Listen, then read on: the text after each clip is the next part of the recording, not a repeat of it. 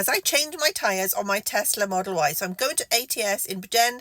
I was going to go to Tesla in Cardiff. I got a quote online, but it came in at just nearly £1,600 to change 4 of my tyres, compared to £855 at ATS in Coity through a company called Black Circle, which is like a comparison site. I booked it on Monday. Today is Wednesday, and they're fitting them for me and doing a 4-wheel alignment. That's all included in the 855 and a 12-month insurance on the tyres too. To share some of my research with you, the tyres that I've got on my vehicle at the moment are the original tyres that they came with.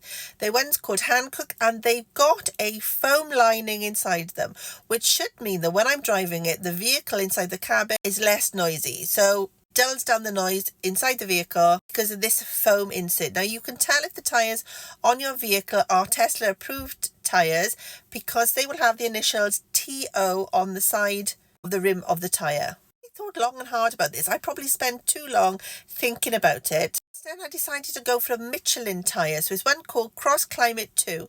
I did some research on it, and it's got a different type of grip that means it's better in the snow and the wet. And this appeals to me. Putting safety before silence, especially with 3 teenage daughters who I drive about to all different events. Next month I'm off to Berlin. I'm driving I think it's about 1,400 miles there and back, if not a bit more. I wanted to make sure I was safe. Going forward, I didn't have to think about snow chains or anything for my vehicle in case we have a freaky snowstorm in Wales. 855 fully fitted with insurance for 12 months and with the 4-wheel alignment and ATS in Bridgend, up through Black Circle, comparison to that 1,600 quote. But what does the drive feel like? What was the service like? Could any garage fit tyres on your Tesla? It's just a car. That's my thinking. Anybody should be able to, in theory, fit tyres on your vehicle. After my experience today, I think it's a no-brainer. It's just a car. ATS in Coity did an amazing job. The time I entered the garage, they knew what to ask for. They asked if I put the vehicle into valet mode. They asked for the card so they could drive the vehicle in. And they spotted something, which is probably why I felt like I needed to change all 4 tyres on my vehicle.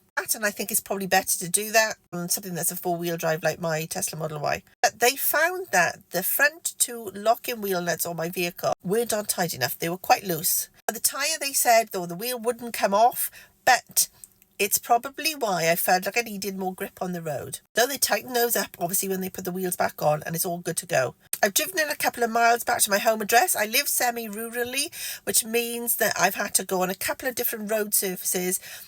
It's not good. So you've got a decent smooth road coming from Bridgend, and then it goes down to ridiculously bumpy with some potholes, surfaces, and back onto a smooth surface as you come into the village. And I could not tell there was any difference in noise. I could definitely feel the grip. That sounds bizarre because I never thought I'd be able to feel the difference, but it feels spongier, if that's a word. I made it up now. It's spongy when I'm driving, and I felt I had more grip on the road. The noise thing, it isn't an issue. Well, it's not an issue for me. Could definitely feel all the different surface types, so I went over them, but I could feel that in my last set of tyres, which were the Hankook ones, and it didn't feel as safe, probably because those wheel nuts weren't on tight enough. There we go. I would definitely consider looking at different type of tyre, especially if you want to save some money. And if you live in, say, the north of England, where you get a lot more ice and snow than we do in the south, they seem to be really good tyres. If you're a member of Tesla Owner Club UK, you get an extra £100 cash back. You can apply for that online, and I think I should get that money back in my account in about a couple of weeks' time. I'm very happy.